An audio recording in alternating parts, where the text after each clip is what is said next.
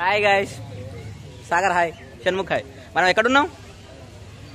మనం అలంపూర్ జోగులాంబ టెంపుల్లో ఉన్నాం. సో 18 శక్తిపీఠాల్లో ఒకటి. ఇంకా ఇప్పుడు నవరాత్రుల సందర్భంగా మేము శనివారం ఖాళీగానే ఉన్నాం కానీ వచ్చేసాం. సో గుడి అయితే మనకి ఇప్పుడు చూపిస్తా. మార్నింగ్ ట్రైన్లో వచ్చాం. Train details, return train details మొత్తం డిస్క్రిప్షన్లో పెడతాను, అదైతే చూసేయండి. సో జోగులాంబ టెంపుల్ దగ్గరలో అయితే స్టేషన్ లేదు, మనకు ఒక 15 కిలోమీటర్ దూరంలో ఉంది. ఆటో 40 రూపీస్ ఛార్జ్ చేస్తారు, ఫోన్పే లేదు, అదొకటి చూసుకోండి. అండ్ ఇక్కడ చూసుకున్నట్లయితే ఇవన్నీ నవబ్రహ్మ ఆలయాలు అని ఉంటాయి. వీరబ్రహ్మ, అర్కబ్రహ్మ, గరుడ బ్రహ్మ అని 9 ఆలయాలు ఉంటాయి. ఇవన్నీ కూడా రససిద్ధులు, అంటే లైక్ ఇక్కడ ఉన్న లింగాలకి మెడిసినల్ ప్రాపర్టీస్ ఉన్నాయని అంటారు. ఇదైతే మెయిన్ బాలబ్రహ్మేశ్వర స్వామి ఆలయం. ఫస్ట్ ఇక్కడ శివుని దర్శనం చేసుకొని మనం జోగులాంబ టెంపుల్కి అయితే వెళ్ళిపోదాం. ఇక్కడ మ్యూజియం కూడా ఉంటుంది. పెద్దలకి 10 రూపాయలు, చిన్న పిల్లలకి 5 రూపాయలు ఉంటుంది. లోపల పాత శిల్పాలు అవి ఇవి చూద్దామంటే చూసుకోవచ్చు. సో మేమైతే ఫస్ట్ దర్శనానికి వెళ్ళిపోయి రిటర్న్ వద్దామని ప్లాన్ చేసాం. ఇక్కడైతే బాలబ్రహ్మేశ్వర స్వామి గుడి ఒక్కటే ఫంక్షనల్ టెంపుల్, అంటే ఇక్కడ గుడిలోనే పూజలు అవుతున్నాయి. జోగులాంబ టెంపుల్లో పూజలు అవుతున్నాయి, మిగతా టెంపుల్స్లో పూజలు అవ్వట్లేదు. జస్ట్ మీరు లోపలికి వెళ్ళి చూస్తా అంటే మీకోసం చూపించడానికి అయితే లోపలికి వెళ్తాను. ఇప్పుడైతే మనం లోపల దర్శనానికి అయితే వెళ్ళిపోదాం. సో మనమైతే ఇక్కడ ఫస్ట్ ఎంట్రన్స్ దగ్గర రేణుకాదేవి మందిరం అని ఉంది. సో మీకు పురాణాల్లో ఐడియా ఉన్నట్లయితే పరశురాముడు వాళ్ళ అమ్మ రేణుకాదేవి తలని గొడ్డలతో నరికేసినప్పుడు అమ్మవారి తల ఇక్కడ పడిపోయింది, ఇక్కడనే ఉంది, పూజనీయం అవుతుందని పరశురాముడు వాళ్ళ నాన్న వరమిస్తాడు కదా, ఆ స్టోరీ అంతా జరిగింది ఇక్కడనే అని నమ్ముతారు. కొంతమంది మహూర్ ఏకవీరిక టెంపుల్ ఉంటుంది కదా మహారాష్ట్రలో, అక్కడ అంటారు, కొంతమంది ఇక్కడ అంటారు. ఇక్కడైతే మనకు రేణుకాదేవి తల వరకు విగ్రహం ఒకటి ఉంటుంది, చిన్నగా కనిపిస్తుంది, గ్రిల్స్ ఉన్నాయి. లైక్ వీడియో దిద్దామంటే చాలా లో లైటింగ్ ఉంది. ఈవెన్ ఇక్కడ మీరు అన్నదానానికి విరాళాలు కావాలంటే ఇక్కడ ఇవ్వచ్చు. ఇక్కడ ఇవన్నీ శాసనాలు ఉన్నాయి. ఇక్కడ సాష్టాంగ నమస్కారము, అష్టాంగ నమస్కారం చేస్తున్న విగ్రహం కూడా ఉంది. ఇక్కడ రకరకాల శాసనాలు ఉన్నాయి, అవి కూడా నేను మ్యూజియంలో చూపిస్తాను. ఉపాలయాలు అయితే చాలా ఉన్నాయి చిన్న చిన్నగా. ఇవన్నీ కూడా ఒక టూర్ వేద్దాం. ఫస్ట్ లోపలికి దర్శనానికి వెళ్దాం, టైం అవుతుంది. అండ్ లోపల వీడియోగ్రఫీ అలో లేదు, సో మళ్ళీ ఉపాలయాలు మళ్ళీ చూపిస్తా. చూడండి, చిన్నగా క్యూట్గా ఉంది, రథం బాగుంది కదా. సో మనకు శ్రీశైలంలో ఉన్నట్టు ఇక్కడ వరాహిదేవి, దక్షిణామూర్తి, శివలింగాలు, ప్రాకారాలు, గుడి ప్రాకారాలు అన్నీ ఉన్నాయి.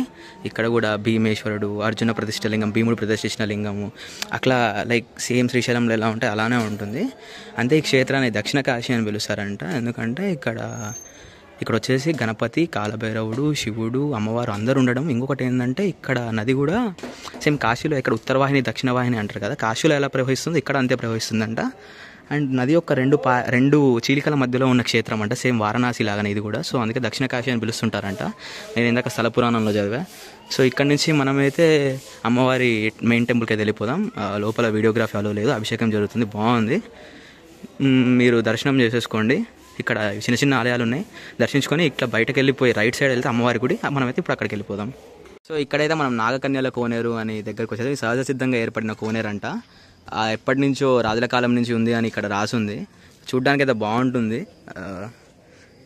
ఇటువైపు ఈ కోనేరుకి అవతల వైపు ఆ కట్ట దిగితే తుంగభద్ర నది, దర్శనం వైపు నాకు అది కూడా చూపిస్తాను. సో చూడండి, చేపలు చిన్న చిన్నగా ఎంత బాగున్నాయో. ఇది రెనోవేట్ చేశారు, పోయినసారి వచ్చినప్పుడు ఇలా లేదు, మొత్తం ఏదో చిన్న కుండంలాగా ఉంది. ఇప్పుడు మంచిగా నీట్గా రెనోవేట్ అయితే చేశారు. ఇక్కడ నాగప్రతిష్టలు కూడా ఉన్నాయి. అండ్ ఇక్కడ గోశాల ఉంది, అక్కడ ఎవరైనా గ్రాసం పెట్టాలనుకున్న వాళ్ళు అక్కడ గోశాలలో ఇవ్వచ్చు. ఇలానే స్ట్రైట్గా వెళ్ళిపోతాం అమ్మవారి టెంపుల్, ఇంకా మనం అటు వెళ్ళిపోదాం. సో ఇదైతే జోగులాంబ అమ్మవారి గుడి. లోపల రికార్డింగ్ అలా లేదు, అందుకే బయట నుంచి తీస్తున్నాం. ఉచిత దర్శనం అటు నుంచి ఉంది.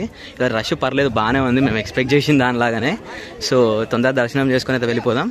ఇక్కడ అయితే బ్రహ్మ టెంపుల్ ఉంది, ఇక్కడ స్వర్గబ్రహ్మ ఆలయం ఉంది, ఇక్కడేమో అర్కబ్రహ్మ ఆలయం ఉంది. ఈ రెండు దర్శనం అయిపోయినాక చూసేసుకుందాం.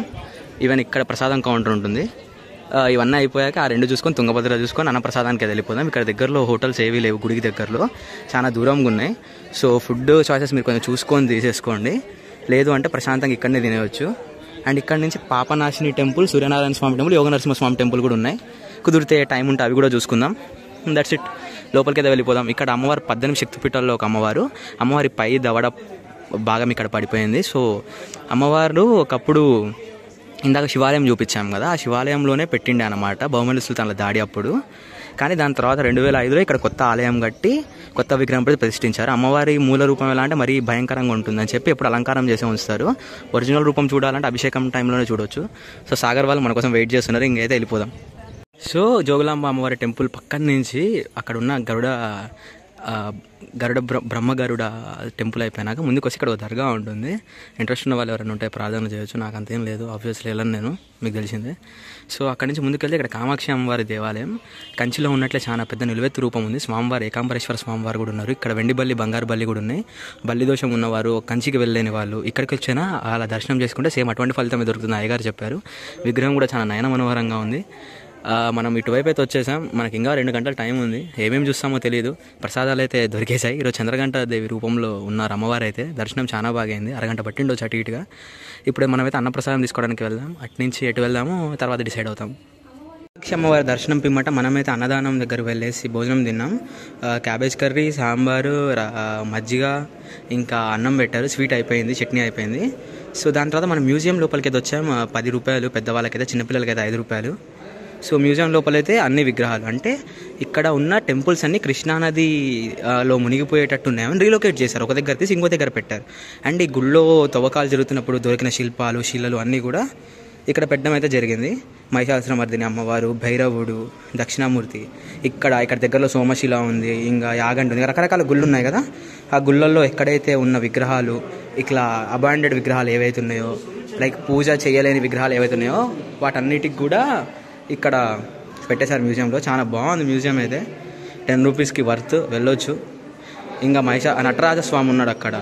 మంచిగా లైటింగ్ కూడా కరెక్ట్గా ఉంది. మధ్యలో ఒక దగ్గర లైటింగ్ పడుతుంది, ఇంకో దగ్గర పడకుండా. సో వల్లి సుబ్రహ్మణ్య స్వామి ఇట్లాంటి విగ్రహం చాలా అరుదుగా చూస్తారు. ఇలా నిలబడి ఉండి నార్మల్గా చిన్న శూలం ఉంది. ఇంకా సూర్య విగ్రహం ఉంది. వీరగల్లు అంటే యోధులు అన్నమాట. ఇవన్నీ కూడా ఇన్స్క్రిప్షన్స్. సో ప్రీవియస్లీ ఇవి చదవాలంటే దీని మీద ఇలా సున్నం పూసేస్తుండే, అంతవరకు వైట్ అయిపోతుండే అన్నమాట. అండ్ ఇంకా చాలా ఉన్నాయి, మీరు పిల్లలతో వస్తే ఎంజాయ్ చేయొచ్చు. ఇక్కడ నుంచి మనం కుదిరితే తుంగభద్ర నది ఒడ్డుకు వెళ్దాం అనుకున్నాం, కానీ సమయం అనుకూలించట్లేదు మాకు. మేము అన్నదానం దగ్గర మాకు లేట్ అయింది. సో మీరు అది కరెక్ట్గా చూసేసుకోండి.